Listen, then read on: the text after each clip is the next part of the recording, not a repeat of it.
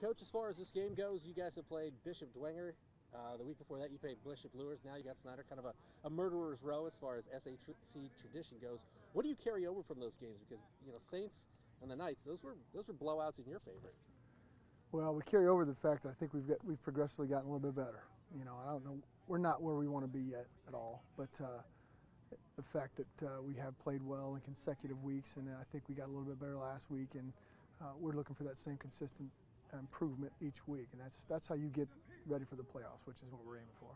Obviously, Snyder has a lot of firepower on offense. The defense puts up a goose egg last week against a good Dwenger team. What do you carry over defensively, and what are some of the key points that you're focusing on to get ready for what Snyder presents to you guys offensively on Saturday? Well, they present a lot of problems, and their run game is the best we've seen for sure, and and they protect well in the pass game and run great routes. They got great receivers, so it's a different level of play. But I like how we've attacked on the run and how we're swarming to the football, and that when you have a bunch of kids that like to knock a guy off his feet, then you play some good defense. And I think these kids have shown that they're getting to that point. So it's been fun to watch them get there too, because we've made some adjustments from game one that we had to kind of forced to because of some injuries and things, and they've bought in and have installed game plans, and it's been good.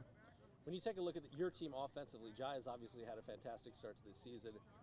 Is this one of those games where you say, I know that they're going to try and limit him as much as possible, it's time for some other guys to step into larger roles on a Saturday night? No. I mean, do what you do well. Well, yeah, I mean, you dance with who you came with, right? And that's he distributes the ball so well. Our receiving core, he's not, he doesn't have a favorite. I mean, they're all within 4 or 5 catches of each other, and our backfield's been decent, and I think we're getting a little healthier there. So he does a good job of helping, distribute and use the talent around him for sure. But it does start with him for sure. Final question. This has a championship type feel to it. I know it's only week 5, but what is the atmosphere and the approach, knowing that one of the things you guys want to do is bring home an SAC championship, and to do that conceivably almost every year you have to kind of go through these Snyder Panthers?